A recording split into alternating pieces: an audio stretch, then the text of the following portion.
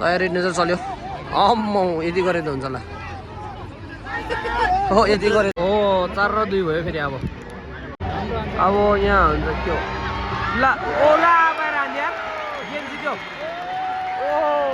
game जित्यो बाहिर हान्यो ल अब चाहिँ खुसी छाएको छ यहाँनिर खुसी ग्राउन्डमा खुसी छाएको छ खेलाडी सँगसँगै हेलो नमस्कार सम्पूर्णमा अनि आजको नयाँ भ्लगमा म सम्पूर्णलाई स्वागत गर्न चाहन्छु अनि आजको भ्लग चाहिँ एकदम इन्ट्रेस्टिङ हुन्छ है हेर्दै गर्नु होला किन भन्दाखेरि आज चाहिँ हामी फुटबल हेर्न जाँदैछौँ फुटबल चाहिँ वार्ड नम्बर 9 र 5 हैन गुरु हो दुईटाको छ कि अन्त हामी चाहिँ वार्ड नम्बर 9 लाई चाहिँ सपोर्ट गर्न जाँदैछौँ किन भन्दाखेरि हाम्रो जुन गुम्बा छ त्यो पनि वार्ड नम्बर 9 भित्र नै पर्छ त्यो भएको कारणले गर्दाखेरि आज वार्ड नम्बर 9 ले जित्यो भने हाम्रो गुम्बाले पनि जितेको जस्तो हुन्छ भन्ने यो के हो सोच भावना के तिनीहरू बोकेर चाहिँ लाग्दैछौँ हेर्दै गर्नु होला म फुटबलको सानो सानो क्लिपहरू हालेर तपाईँहरूलाई देखाउने छु मान्छे चाहिँ यतिको चाहिँ भेला भएको रहेछ बस्ने ठाउँ चाहिँ अलिकति राम्रो बनाएन रहेछ हो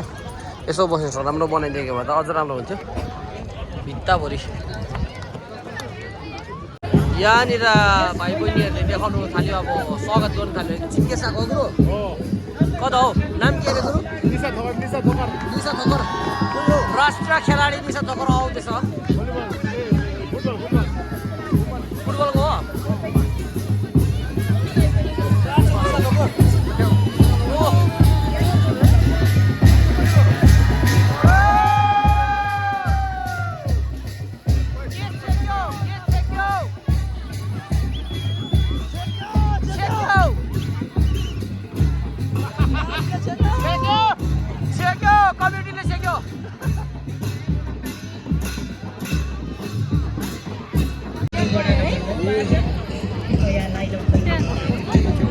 अहिले चाहिँ यहाँनिर खेलाडीहरू वार्मअप गरेछ वार्ड नम्बर 5 को यहाँनिर वार्ड नम्बर 9 को त्यहाँनिर चाहिँ भाषण हुँदैछ हो मन्तव्य दिएर भएर यता चाहिँ अब चाहिँ खेल मैदानमा खेलाडीहरू उत्रिसकेको छ इन्ट्री राष्ट्रगानको लागि सबै तयारीमा छ अडियन्स चाहिँ यतिको मात्रै भेला भएको रहेछ आज चाहिँ फुलका हामी एउटै माला नेपाली सँग फैलिएका मेची महाकाली पोस्ट चेन्ज भयो साथीहरूको यहाँनिर गेम सुरु भइसकेको छ यहाँनिर काइते भयो गोल चाहिँ भइसक्यो तर मैले विकेट देखाउनु सकिनँ साथीले जर्सी गर्यो रोनाल्डोको के अरे गुरु सेलिब्रेसन गोल चाहिँ हान्यो मैले देखाउनु सकिनँ सरी है ल अब चाहिँ फ्री किक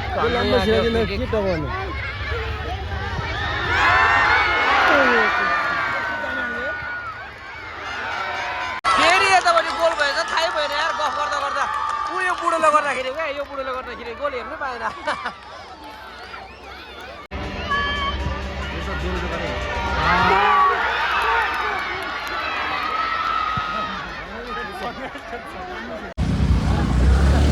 यस्तो भिड रहेछ मान्छेको भिड दर्शकहरू चाहिँ यतिको मात्रै छ है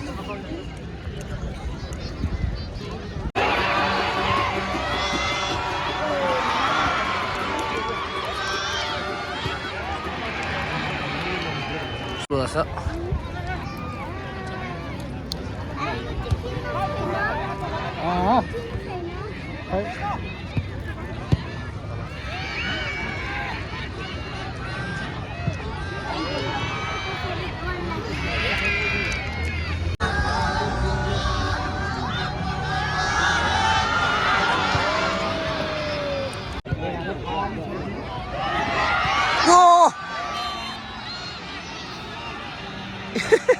दुईजना लडेर ले अब चाहिँ ले ओइ झन्डै हान्यो झन्डै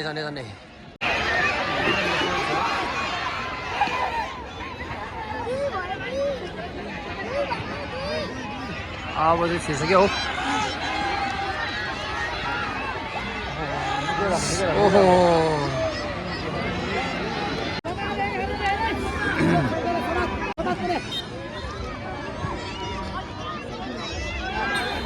निकै तयारी चलिरहेको छ कि अब चाहिँ के हुँदो रहेछ यहाँनिर तयारी नजर चल्यो अम्म यति गरेर हुन्छ होला हो यति गरेर हुन्छ होला खेद्यो दाउ 14 नम्बर खेद्यो ओहो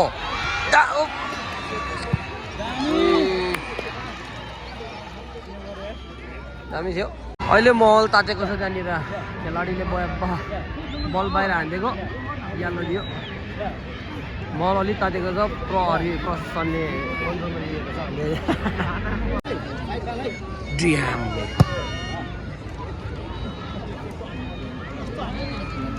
एक भएर सबै अब खेल समाप्त भयो अब पेनल्टी हुन्छ होला पर कुद्नु थाल्यो अब हामी कहाँ गएर बस्ने हेर्ने होला पेनल्टी हुँदैछ खेलाडीहरू सब उठिदिएर हामीले हेर्नै पाएन यहाँनिर यस्तो त सब त्यहाँनिर गएर बस्यो हामीले हेर्नु भएन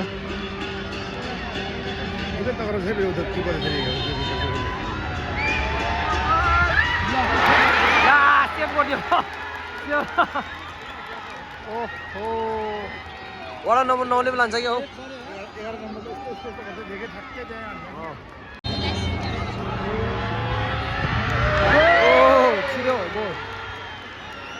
किपर शेष ल 2 गोल भयो एकजना सेतोको चाहिँ एक सेभ गरिदियो यता एक के हुन्छ हरियो हरियोको चाहिँ वडा नम्बर 9 को चाहिँ सेभ भयो सेभ होइन अब 14 नम्बरले हान्दैछ हो के गर्छ कि अब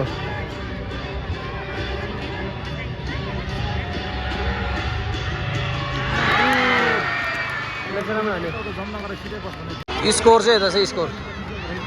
कता गयो स्कोर हो 4 र 2 भयो फेरि अब अहिले भने गोल बराबरमा आएको छ एकजनाको पोस्टर ठक्कर झ्याप्पै बाहिर गयो हो अब यहाँनिर स्कोर हेरौँ स्कोर त बढेको छैन स्कोर अब 4 हुन्छ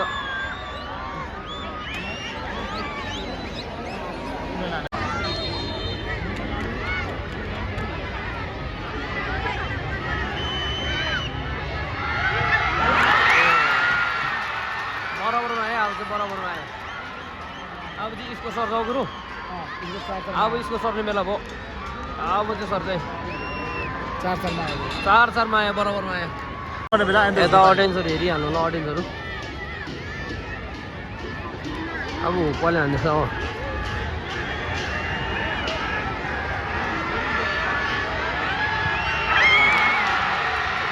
अब त्यसको सेलिब्रेसन होइन अझै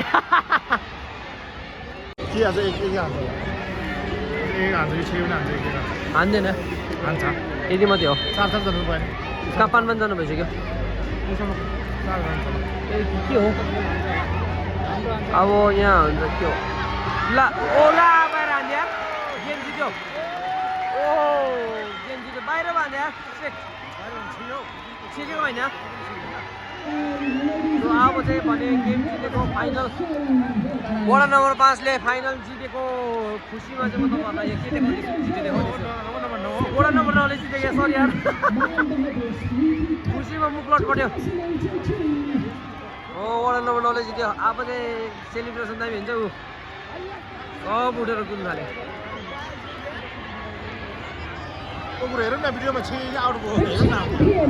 यो बाहिर हानेको जित्यो